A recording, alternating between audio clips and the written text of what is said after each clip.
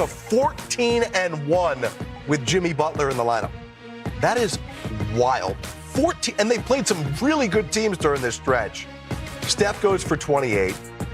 They go to a different starting lineup. They move Draymond Green to the center spot, put Guy Santos in there. It's the 36th different starting lineup this year for Steve Kerr. And they beat the Knicks, who, of course, you know, you're playing without Jalen Brunson. Karl Anthony Towns tonight, 29 points, 12 of 21 from the field. He had 12 rebounds. He did get in foul trouble, and he fouled out in the final moments of the game. But there's going to be more controversy with the Knicks and Tom Thibodeau. This was caught on camera with Tibbs and Josh Hart getting into it during a Knicks timeout. Listen, we know there's emotions during the game. We know there are arguments. What do you make of this, Isaiah Thomas? I mean, it happens. And, you know, when you have, you know, two intense people, you know, like Hart and Tibbs, you know, I'm sure this is not the first time they've had conversation. It's probably the first time it's been caught on camera like this. So right. I don't think it's a big deal. I think they play with great intensity. I think you know, Tibbs coaches hard. So I think this is a kind of move on type of thing. Yeah, I agree with Zeke. A lot of times these situations happen between coach and player, and tempers flare. You guys are around each other all the time. Mm-hmm. It's a long season. Things aren't going the way you want to go in the game, and maybe that's just the day something triggers. You can't happen repeatedly. It can't be a repeated thing, but every once in a while, you just say, hey, I made a mistake, you made a mistake, you address it in front of the team the next day, and you go on about your business. Yeah. Can I be the bearer of bad news? Yes. What's that? They're not going to move on from this one because this is New York, as you know. Yeah. I covered you while you were working in New York. Yeah, I lied a lot. Wow. Not me. They exaggerated some shit there, man. But this is on the heels of what's going on with Mikal Bridges and Tom Thibodeau talking about the whole minutes conversation and whether there had been a conversation or not a conversation or whatever all that is. And that may not mean anything. But this is now going to be made an issue in New York because, A, they lose the game, and B, there's another issue now publicly with a player and Tom Thibodeau. Like, that's going to be a thing in New York for the next couple of days. So you're saying they can make an issue out of a non-issue? Well, I don't know. Yeah. Basically, this could be something, you're right, Jared. Two things can be true. This can be something that the team says isn't that big a deal. But this can be something that the New York media spins in the paper or wherever or makes headlines for the next 2 to 3 days. I definitely agree with that. Because I've been on teams where you'll read articles and they'll make it seem one way, and in the locker room it's like, well, with us, it's not that way at all. Yeah. I do know there is a good relationship. There has been a good relationship between Tibbs and Josh Hart. And Josh Hart will oftentimes try and stir the pot to try and get things going with the team. But there is that mutual respect. Especially a guy like Josh Hart, because he plays so hard. He goes out there, he plays bigger than what he really is. He lays it all on the line. He's a Tibbs type of guy. So you know they don't have any real beef. Now let me pull the temperature down a little bit on what you two are just talking about. We do like cool temperatures in because, you know, while you're talking about, you know, the media make a big deal out of it, this is what I do know about New York. Josh Hart is a fan favorite in New York. He's a media favorite in New York. And the type of intensity that he brings to the game every single night and the way he played in the playoffs, this is what the Knicks love. This is what the fans love. So no matter how much the media tries to spin it, make an issue of it and everything else, those New York fans will love and continue to support Josh Hart because they love the way he plays. Let's spin it to the other side, the Warriors now. How impressive this run has been. It's wild that one man has made this much of a difference, how it's infected everyone else in that Warriors locker room. 13-1 now, Golden State is, 14-1 with Jimmy Butler.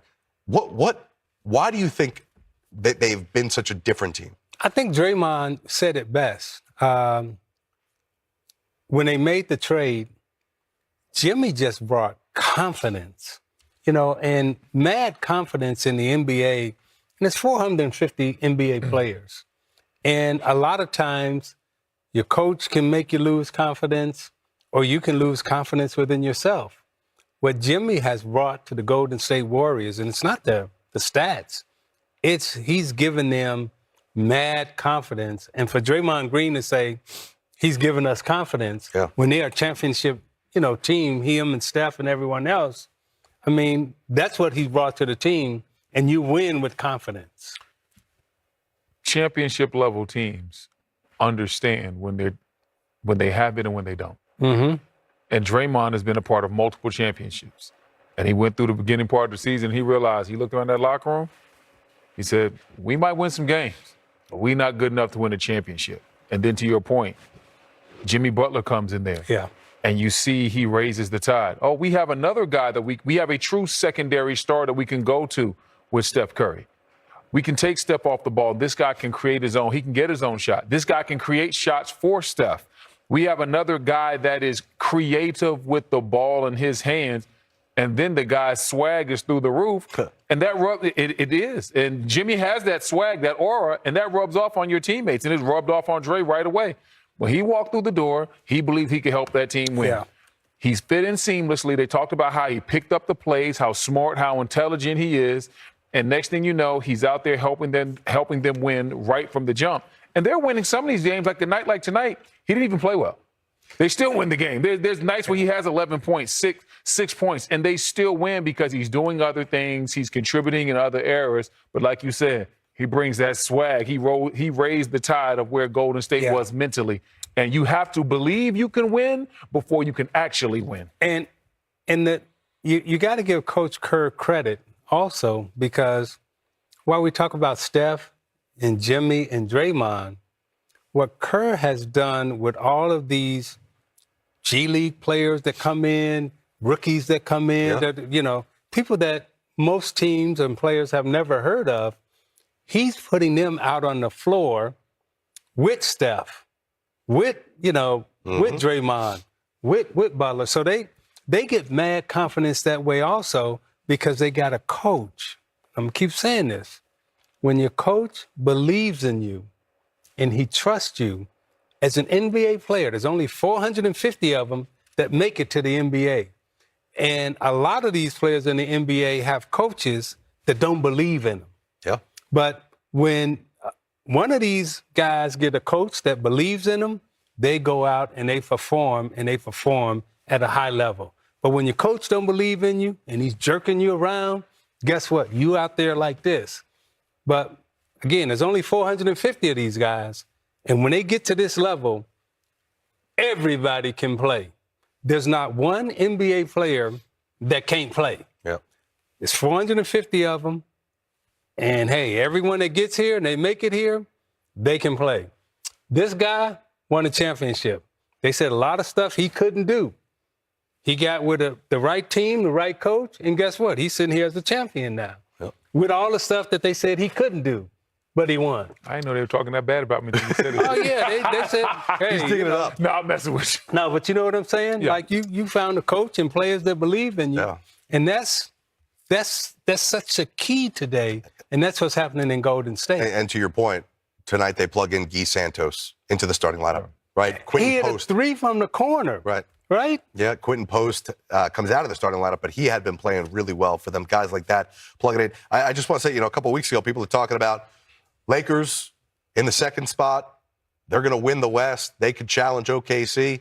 Right now, the Lakers are in danger of falling behind the Warriors, right? The loss column is just 3 games, and the Lakers have all these injuries. Warriors are healthy at the right time. Lakers have a tough schedule. Warriors' schedule is a little more friendlier. Yeah.